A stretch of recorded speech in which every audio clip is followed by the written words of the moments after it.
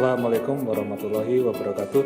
Selamat datang di mata kuliah Desain Analisis Algoritma untuk pertemuan yang kedua di minggu setelah UTS ini.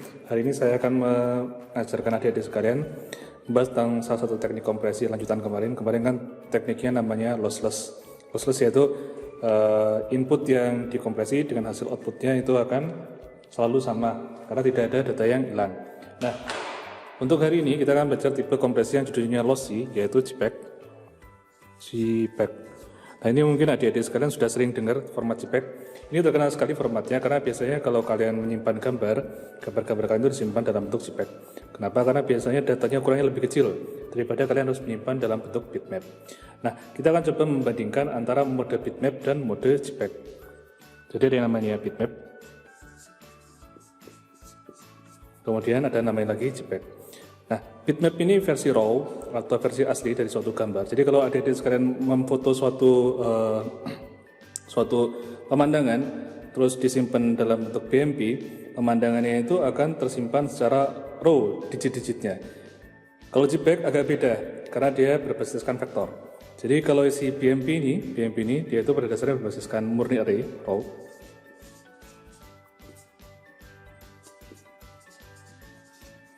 Kalau JPEG itu dia main di vektor. Nanti akan saya jelaskan kenapa dia main di vektor. Nah, sebelum saya masuk ke JPEG, saya akan cerita dulu kenapa JPEG ini lossy dan kenapa BMP itu raw ini bisa berubah jadi lossy. Lossy itu artinya ada data yang hilang selama proses kompresi. BMP, kalau misalnya adik-adik tahu, misalnya saya punya matriks kayak gini, matriks gambar. Gambar itu pada dasarnya adalah kumpulan matriks pada dasarnya. Kalau BMP berarti itu biasanya dia akan terdiri dari 3 macam channel. R, G, sama B. Merah, hijau, biru. Nah, anggap aja ini saya punya gambar dengan ukuran 1000 pixel kali sama 1000 pixel. Oke, 1000 pixel. Kemudian gambarnya misalnya gini. Ginilah ya. Oke.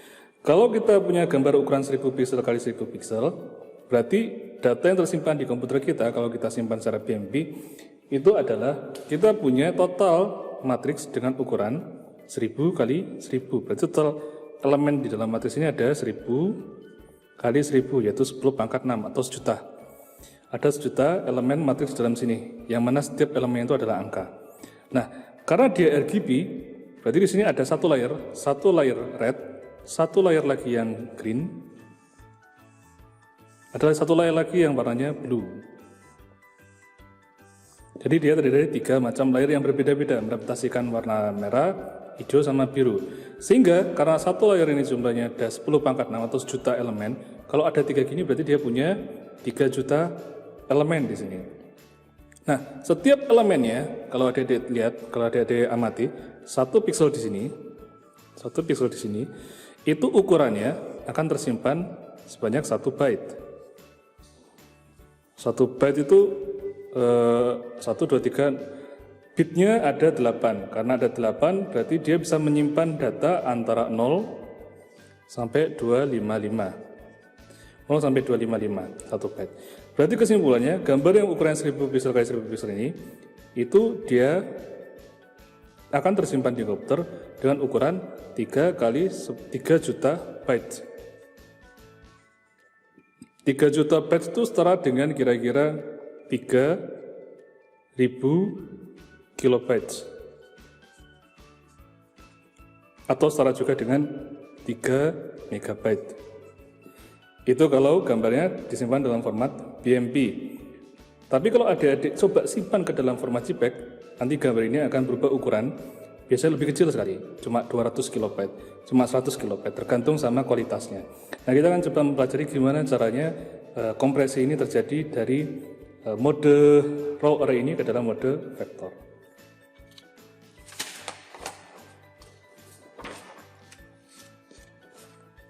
Baik, sekarang kita akan masuk ke konsep RGB menuju suatu kompresi yang bisa kita manfaatkan untuk JPEG ya. RGB pada dasarnya dia itu suatu channel warna yang terdiri dari 3 channel, red, green, sama blue. Nah, kebetulan mata manusia itu sensitif sekali sama sesuatu yang perubahannya sangat lambat atau ada di frekuensi rendah. Jadi sesuatu yang di frekuensi rendah, mata manusia itu mudah sekali menotis. Oh ini ada berubah nih, itu untuk yang di frekuensi rendah. Tapi untuk di frekuensi yang tinggi, mata manusia itu susah sekali untuk menotis perubahannya. Karena memang dasarnya kita adalah manusia yang berpikir lebih dahulu untuk mengetahui perbedaan suatu perubahan. Nah, RGB ini kebetulan rentang parah ini ada di frekuensi-frekuensi yang gambar-gambarnya itu satu sama lainnya itu korelasinya sangat sekali kuat. Jadi RGB kalau kalian lihat di channel R-nya, gambarnya itu jelas sekali terlihat. Kalian bisa tahu kalau misalnya ada suatu gambar diambil di channel merahnya aja, itu kalian masih bisa dapat gambaran. Oh ini misalnya gambar kucing, masih kelihatan gambar kucingnya. Kalian ambil juga di channel G-nya aja. Nanti kalau misalnya itu gambar kucing, masih kelihatan itu gambar kucing. Ambil di channel B-nya aja juga kalau itu gambar kucing, masih kelihatan gambar kucing. Jadi masih kuat sekali korelasinya. Nah, kita akan coba rubah, ini namanya domain warna. Rubah dari domain ini ke suatu domain lain yang sama sekali berbeda dari RGB. Nah, domain itu saya akan perkenalkan, namanya adalah luminance sama chroma. Jadi ada dua domain luminance, chroma biru sama chroma merah. Nah, luminance ini itu mirip sekali sama RGB. Jadi kalau misalnya kalian ada gambar kucing, terus ambil bagian luminance-nya aja, itu ketahuan kalau ini adalah gambar kucing. Tapi kalau kalian ambil chroma biru sama chroma merahnya, itu agak ngeblur gambarnya. Jadi mulai terlihat korelasi yang sangat sekali tidak berbanding lurus sama gambar kucing yang aslinya. Dan kebetulan JB sama JR ini itu mirip sekali kalau kalian lihat apa namanya nilai-nilainya atau gambar-gambarnya, rentang-rentangnya. Karena ini mirip, kita bisa manfaatkan ini. Maksudnya apa istilahnya? Miripnya itu dalam artian perubahannya itu tidak terlalu kentara. Kalau yang Y ini kentara sekali perubahannya. Karena ini sangat sekali halus gitu. Kita bisa eksploitasi ini untuk bagian kompresinya. Sehingga ide dasar dari JPEG untuk langkah awalnya adalah berubah dari domain RGB ke domain YJB-JR seperti itu. Ini adalah ide awal untuk kompresi si JPEG-nya.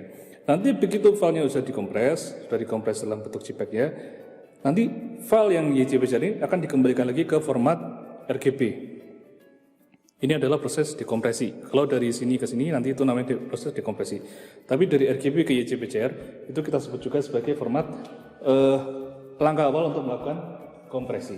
Nah, kalau mau tahu bagaimana rumusnya merubah dari RGB ke YJB-JR, itu ada rumusnya seperti ini. Ini udah paten rumusnya. Oke, jadi kalau misalnya kita punya R-nya nilainya 50, G-nya 50, B-nya 50, maka tinggal dikalikan aja seperti biasa, nanti akan hasil keluarnya 1 piksel yang nilainya mencerminkan YJB-JR dari piksel tersebut. Jadi misalnya ya, saya punya 1 piksel nih. Piksel, oke. Piksel ini kan terdiri dari 3 komponen warna RGB, misalnya 50, 50, 50. Kalau ini kita udah bagi YJB-JR, nanti ada nilai-nilainya tersendiri. Dan nilai ini, dua-duanya ini, itu valid untuk merepresentasikan piksel ini. Jadi pada dasarnya kita hanya merubah domain dari satu domain ke domain lain, dan seterusnya. Dan berkebalikannya, sama seperti itu. Nah, ini kalau adik-adik lihat, ini itu determinannya nggak 0. Sehingga ini bisa dibalikan. Sehingga kalau saya punya nilai yang di JB-JR, karena determinannya nggak 0, berarti matriks ini bisa kita balik. Sehingga ada matriks balikan dari YJB-JR menuju RGB. Ada matriks balikannya. Kalau adik-adik kepo pengen hitung, monggo silakan hitung-hitungan di rumah. Ini bisa dibalikan kok matrisnya. Pakai rumus pembalikan inverse matriks biasa, nanti keluar hasilnya. Seperti itu. Setelah data tadi kita rubah ke dalam bentuk format YJB-JR, baru setelah itu kita akan masuk ke namanya pemotongan atau slicing suatu gambar. Jadi pada dasarnya, sebelum saya masuk ke slicing, saya akan cerita garis besarnya dulu, gimana nanti JPEG ini bekerja. Jadi pertama-tama kita punya data dalam bentuk RGB toh. Dalam bentuk RGB, anggap aja itu sebagai raw data. Nah, data raw ini kemudian kita rubah ke dalam bentuk YJB-JR, karena ini bentuknya masih RGB. Jadi proses yang pertama kita lakukan adalah kita rubah ke dalam bentuk RGB ke YJB-JR. Y-nya itu luminance, JB-JR-nya itu artinya chroma biru sama chroma merah. Setelah kita dapatkan chroma biru sama chroma merahnya, gambar tadi yang besar itu kita potong-potong jadi ukuran 8x8. Jadi misalnya 1000 x 1000 tuh kita potong-potong kecil-kecil, 8 x 8 besar, 8 x 8 besar, dan seterusnya. Itu kita sebut slicing di sini selanjutnya. Kita potong jadi 8 kali 8. Setelah dipotong 8 kali 8, setelah punya data setiap matriks kecil-kecil itu, setiap komponen matriks kecil-kecil ini, yang 8 kali 8 ini, selanjutnya kita akan masukkan ke dalam satu perhitungan tersendiri, yaitu merubah domain juga, ke dalam perhitungan domain discrete cosine transform. Jadi, si data ini nanti, kita akan masukkan ke suatu persamaan, nanti indah sekali persamaannya. Kalau mau dihafal silakan, tidak apa-apa, kalau enggak juga tidak apa-apa juga. Kita rubah ke dalam bentuk namanya discrete cosine transform. Ini temannya fast Fourier transform ya. Kalau misalnya dulu kalian pernah belajar tentang Fourier transform, discrete cosine transform itu sebenarnya dia temenan sama Fourier transform. Nanti kita akan coba lihat apa bedanya antara Fourier sama cosine. Nah, ini sebelum dilakukan discrete cosine transform sebelumnya, itu nanti kita akan adakan namanya normalisasi nilai. Dan normalisasi nilainya. Nilai nanti kita normalisasi. Seperti apa nanti kita bahas. Nah, setelah data dalam domain DCT ini kita dapatkan, langkah selanjutnya akan kita masukkan ke dalam proses yang namanya kuantisasi. Jadi nanti data ini akan kita kuantisasi sehingga kita dapatkan hasil-hasil bahasa lainnya. Kuantisasi itu adalah kita eliminasi nilai-nilai yang ada di frekuensi tinggi dan kita sisakan nilai-nilai yang ada di frekuensi rendah. Itu gampangnya bahasa dasarnya. Karena kita sisakan nilai-nilai yang ada di frekuensi rendah, nanti data itu jadi kecil sekali. Idealisasinya seperti itu. Di sini itu adalah proses lossy-nya karena akan terjadi kehilangan data di bagian kuantisasi. Proses lossy itu hilangnya di bagian sini, kuantisasi. Ada data yang hilang banyak sekali. Setelah ini, setelah masuk kuantisasi, kita akan masuk ke namanya proses zigzagging. Di zigzag nanti datanya. Nanti kita lihat proses zigzag itu seperti apa. Setelah masuk ke proses zigzag, baru terakhir nanti kita akan masuk ke dalam yang namanya Huffman tree. Kemarin sudah belajar itu tentang Huffman. Nanti Huffman akan kita pergunakan, aplikasikan untuk melakukan kompresi DigiPack. Jadi ini runtan besarnya untuk kompresi DigiPack. Sekarang kita akan coba bahas yang bagian ini, slicing, pemotongan. Ini seperti apa prosesnya pemotongannya, sederhana sekali. Mana tadi gambarnya? Tadi gambarnya yang ini. Oke, anggap aja ini ada gambar perahu ya, perahu. Terus saya mengambil yang bagian atasnya ini. Tadi kan ini cuma 1 pixel nih. Saya slicing 8 kali 8 bagian sini. 8 kali 8. Terus saya slicing juga di sini 8 kali 8 juga. Sini juga 8 kali 8 dan seterusnya. Sekarang kita akan coba lihat yang bagian sininya tok. Bagian sininya tok 8 kali 8 sebelah sini. Nah, ini adalah proses slicing. Proses ini adalah proses persiapan sebelum si gambar ini kita kompres ke proses selanjutnya. Slicingnya seperti apa? Misal ya, ini ya, saya ambil 8 kali 8. Itu kalau misalnya kita lihat dari bentuk struktur matriksnya, mungkin kira-kira bentuknya seperti ini. 1, 2, 3, 4, sampai 8 ya. 2, 3, 4, 5, sampai 9. Ini juga ke bawah sampai 8, 9, 10, 15. Jadi tadi itu gambarnya saya potong slicing, jadi ukurannya 8 pixel kali 8 pixel. Formatnya apa tadi ini? YJB-CR. Formatnya dalam bentuk YJB-CR. Luminance chroma biru sama chroma merah. Misalnya ini hanya ini yang bagian luminance-nya misalnya. Cuma bagian luminance-nya. Bagian JB-nya seperti apa? Misalnya bagian JB-nya seperti ini. 0, 1, 2, 3, 7. Sama di bagian chroma birunya kita ambil 8 kali 8. 1, 2, 3, 4, 8. Nah, sampai di sini misalnya 7, 8, 9, 14. Ini misalnya adalah bagian chroma biru. Chroma merah juga sama, dipotong-potong 8 kali 8. Yang ukurannya nanti jadinya 8 pixel kali 8 pixel. Nah, sekarang pertanyaannya, ini selanjutnya diapain? Selanjutnya, kalau sudah dipotong-potong kayak gini, kita masuk ke tahap yang kita rubah ke dalam format DCT. Apa itu DCT? DCT temannya Fourier transform. Nah, di format DCT kita akan rubah matriks ini ke suatu domain, alam lain, alam gaib. Bukan gaib juga sih intinya.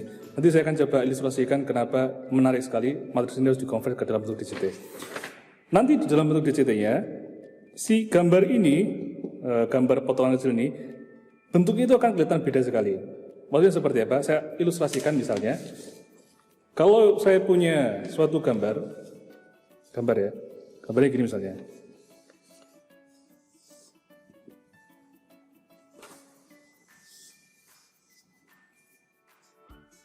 Nah, gambar ini ceritanya, formatnya masih di YJPCR. Ini saya sebut sebagai domain kita ya, domain manusia sehari-hari, domain asli. Kalau kita DCT-in, kalau kita convert ke dalam bentuk DCT, nanti gambarnya bentuknya gini.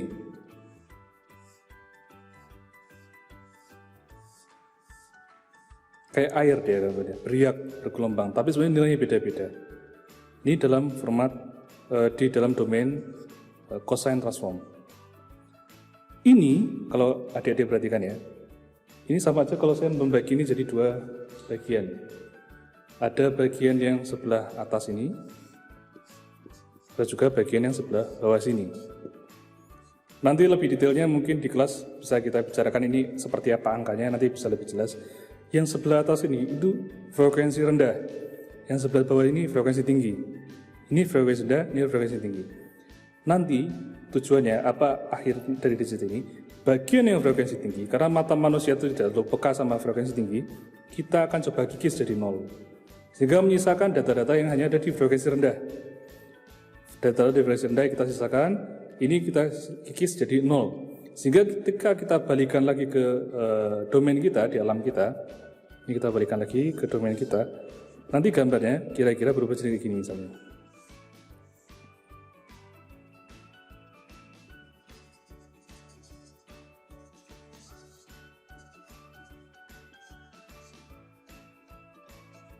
Jadi agak ngeblur dia nanti modelnya setelah kita pindah ke domain kita.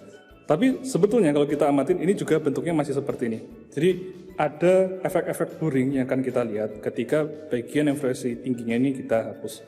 Makanya dari itu kalau kalian ngambil foto gambar terus JPEG-nya kalian bikin frekuensi kualitasnya kualitasnya dibikin rendah, nanti kalian melihat defect banyak sekali di format file kalian di JPEG itu.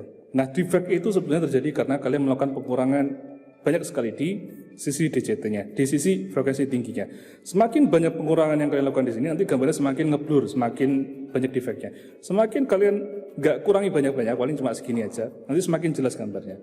Kalau full ya nggak ada kompresi, kalau full ya berarti tidak ada kompresi dalam sini. Tapi kalau misalnya kalian mulai mengurangi sedikit-sedikit sebagian sini, nanti gambarnya akan jadi sedikit blur. Nah, ini gambar ini saya akan beri nama sebagai matriks G kecil.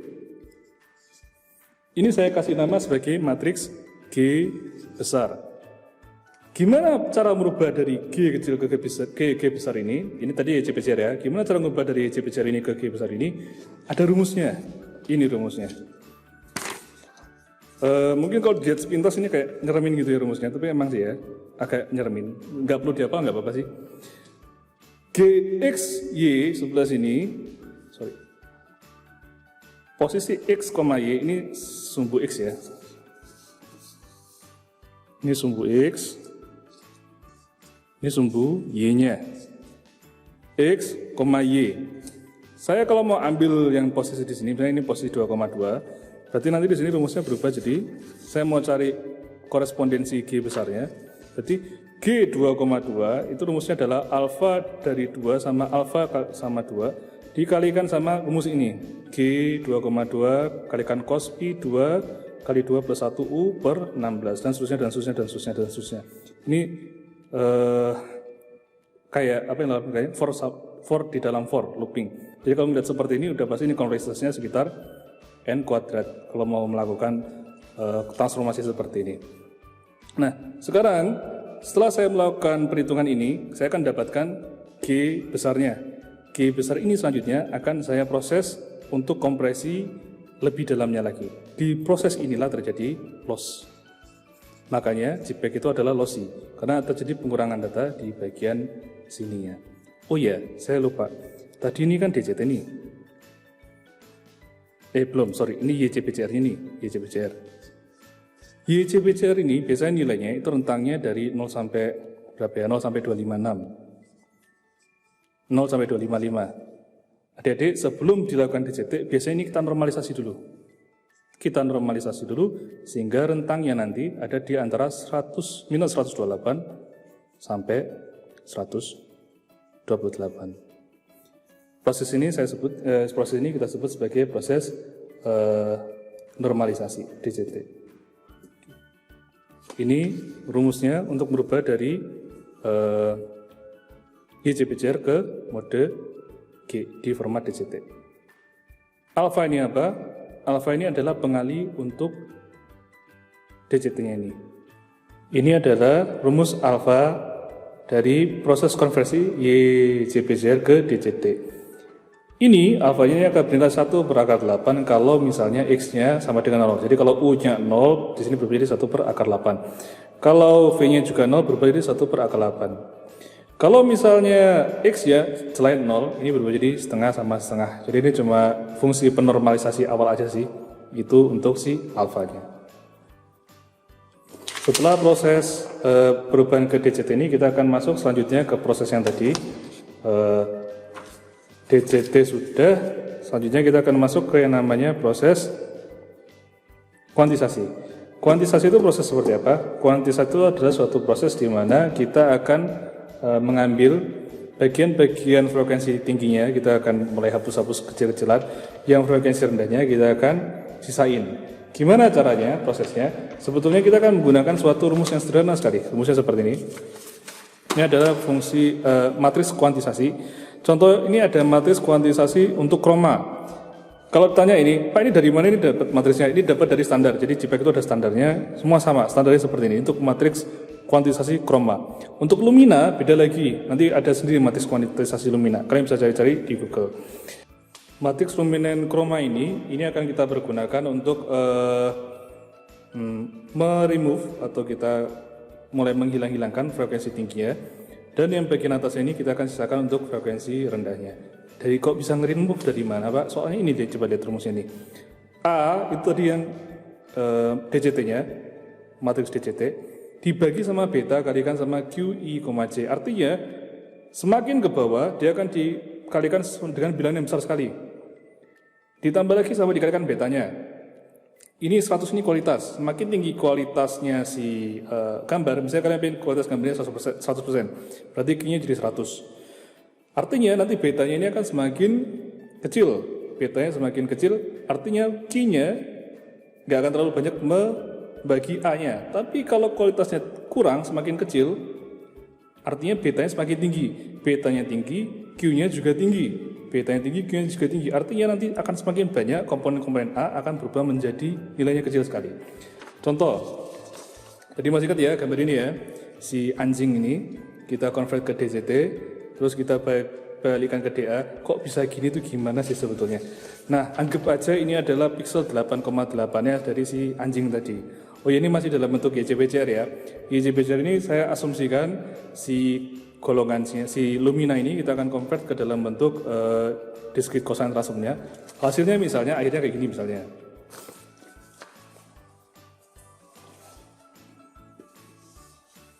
(400, 8, 7, 5, 4, 1, 3, 4, 5, 6, 1, 1. 6, 5, 4, 3, 1, 1, 1, 1, 4, 2, 1, 4, 1, 1, 1, 1, dan seterusnya. Ini yang kurangnya 8 kali 8. Kalau kalian perhatikan di sini, yang paling atas ini, itu biasanya nilai besar sekali. Jadi di domain DCT, biasanya matriks yang paling atas ini, itu besar sekali elemennya. Ini tadi elemen luminanya. Misalnya setelah kita konversikan ke DCT, biasanya ini sebagai gambaran ya, ini enggak mesti hasil akhirnya, cuma buat gambaran nanti hasil DCT seperti apa. Biasanya yang paling atas ini dia besar sekali. Sedangkan tadi kita punya pembagi, yaitu pembaginya ini. Kalau yang atas ini besar, kita bagikan sama si 17, ya nilainya juga masih besar. Tapi coba nih adik-adik sekarang perhatikan. Yang bagian bawah sini, biasanya nilainya ada 1 ini. 1 dibagi 99 kan mendekati 0 tuh. Tapi bagi 9 mendekati 0. 4 dibagi 99 juga biasanya mendekati 0. 7 dibagikan sama sini juga nilainya nanti semakin kecil. Intinya semakin ke bawah nanti nilainya semakin kecil. Sehingga kalau ini kita bagi sama kuantisasi ini, matriks kuantisasi ini, biasanya nanti hasilnya itu akan jadinya kayak gini. 12, 4, 3, 0, 0, 0, 0, 0. 3, 2, 1, 0, 0, 0, 0, 0, 0. 2, 1, 0, 0, 0, 0, 0, 0, 0, 0, 0, 0, 0, 0, dan seterusnya. Ini biasanya hasil akhir dari proses kuantisasi. Yang aslinya seperti ini, setelah kita balikan ke sini, hasilnya nanti banyak nol-nolnya. Pak, bukannya koma-koma ya? Untuk gampang ya, karena tadi itu format matriksnya integer. Kalau koma-komaan, integer yang 0, sekian-sekian, floating yang 0, sekian-sekian, kalau dimasukkan ke integer hasilnya juga jadinya 0. Ini adalah proses di mana terjadi lossy. Ini ada loss di sini. Kenapa? Kalau ini, matriks ini saya balikan lagi ke atas, saya kalikan dengan nilai corresponding Q-nya, 12, misalnya 400 bagian nilai tertentu tadi. 400 bagi berapa ya? 400 bagi sekian, hasilnya 12. 12 dikalikan sekian, hasilnya masukin masih 400. Tapi ketika 1 dibagi 99 yang mendekati 0, 0 dikali 99, hasilnya bukan 1 lagi, tapi 0. Maka dari itu, ada perubahan nilai di bagian sini. Ketika dibalikan ke atas, ada perubahan nilai. Ini adalah loss di JPEG-nya, seperti itu. Selanjutnya, setelah kuantisasi, kita akan masuk ke mode zigzag. Zigzag itu apa? Sekarang perhatikan baik-baik adik-adik sekalian. Angka ini, itu kita akan masukkan ke mode zigzag. Saya akan urutkan ulang matriks ini, tapi gerakannya seperti ini. Perhatikan baik-baik. Dari sini, saya ke sini. Oke, dari sini saya ke sini. Sudah? Terus ke sini. Ke sini, ke sini, ke sini. Kemudian ke sini, ke sini, ke sini, dan seterusnya. Sehingga nanti kalau saya teruskan, dia akan membentuk zigzag. Tampilannya nggak seperti ini juga sih, tapi nanti akan saya kasih tahu, ada nanti linknya yang lebih jelas tampilan zigzag akhirnya seperti apa. Kalau ini saya urutkan tadi 12, 4, 3, 2, 2, 3, 0. Nah ini nanti akan diikutin sama angka 0 yang banyak sekali. Mulai jadi banyak sekali nanti ikutin. Karena sisanya 0 semua tuh. Kalau sudah punya model seperti ini, apa yang bisa kita lakukan? Karena nolnya berulang banyak, berarti selanjutnya adalah kita bisa menggunakan metode yang sudah pernah kita bahas dari kemarin, yaitu Hammond. Karena nolnya tadi berulang banyak. Ini, deretan matriks ini, yang sudah kita jembrengkan seperti ini bentuknya, kita masukkan ke Hammond, maka kita akan dapatkan kompresi selanjutnya. Ini adalah kompresi yang terakhir dari JPEG. Jadi macam-macam ya tadi ya modelnya. Kalau sudah dihabankan, udah jadi. Itu adalah data JPEG kita. Saya review lagi. Dari raw dirubah ke YJBCR. Setelah itu kita slicing, kita bagi ke ukuran 8x8 masing-masing. Kita rubah ke DCT, kita normalisasi dulu. Setelah itu kita lakukan kuantisasi, kita zigzagin, kemudian dihabankan. Ini adalah bagian kompresinya. Yang sebelah sini adalah bagian kompresinya. Ini juga sebenarnya ada bagian kompresi dalam sini, karena kita mengambil komponen kroma biru sama kroma merahnya. Tapi ide dasarnya yang paling kuat adalah bagian sini. Di Hammond tidak ada loss. Tidak ada loss di Hammond. Loss terjadi ketika dilakukan kuantisasi. Ini loss-nya. Di DCT tidak ada loss karena dia hanya perubahan seperti biasa. Tapi dari floating ke integer itu ada loss di sana. Kalau sudah dapat Hammond, maka kita akan dapat sudah format JPEG-nya. Itu adalah proses di mana suatu gambar dirubah dari BMP ke JPEG. Panjang tuh ya, panjang sekali. Tapi di komputer kalian terjadi sekejap aja. Proses yang panjang ini di dalam komputer kalian paling diproses cuma 0,1 mikrosekon, cepat sekali. Sehingga di mata kalian mungkin nggak kerasa gitu. Apalagi kalau kalian misalnya main game atau apa, biasanya data-data yang masuk itu aslinya JPEG atau bisa juga BMP sih. Tapi di HP kalian cepat sekali hitungnya, sehingga kalian nggak kerasa sebenarnya ada hitungan rumit sekali di balik pemrosesan file JPEG itu. Dekompresi itu gimana? Dekompresi itu artinya membaca file formatnya JPEG ke dalam bentuk RAW, karena komputer kalian gimana pun juga butuh format RAW untuk menampilkan per pixelnya. Jadi nanti sama aja. Kalau ada format JPEG, pertama kali yang dilakukan sama komputer kalian, Hammond yang dibuka dulu, terus di unzigzag, dibikin matriksnya, terus di unkuantisasi, dikalikan sama matriks pengali kuantisasi tadi, dirubah ke inverse DCT, discrete cosine reverse. Jadi dirubah inverse-nya. Setelah dirubah, baru dijembrengin lagi satu-satu, nanti akan dapat matriks JPEG-nya, setelah itu dibalikan lagi ke dalam bentuk RGB. Itu proses untuk membaca file JPEG seperti itu. Agak rumit, tapi menarik, dan ini belum selesai. Maksudnya ini cuma salah satu format gambar yang ada di dunia ini. Apa ya istilahnya? Nanti kalian sampai rumah atau mungkin kalau kelulusan, saya harap semuanya insya Allah bisa membuat format lagi yang lebih canggih daripada JPEG, sehingga mungkin berguna buat masa depan. Karena JPEG ini baru bagusnya di 2 dimensi sih. Yang buat 3 dimensi, orang-orang masih berlomba-lomba untuk mencari kompresi yang bagus. Siapa tahu mungkin di antara kalian ada yang tertarik bikin format baru lagi yang bisa mengalahkan JPEG, tapi untuk di 3 dimensi atau 4 dimensi, suka-suka kalian. Itu harapan dari kami. Semoga ini bermanfaat buat adik-adik sekalian. Jika ada yang ingin tanyakan, nanti kita akan bahas lebih lanjut di kelas. Terima kasih. Wassalamualaikum warahmatullahi wabarakatuh.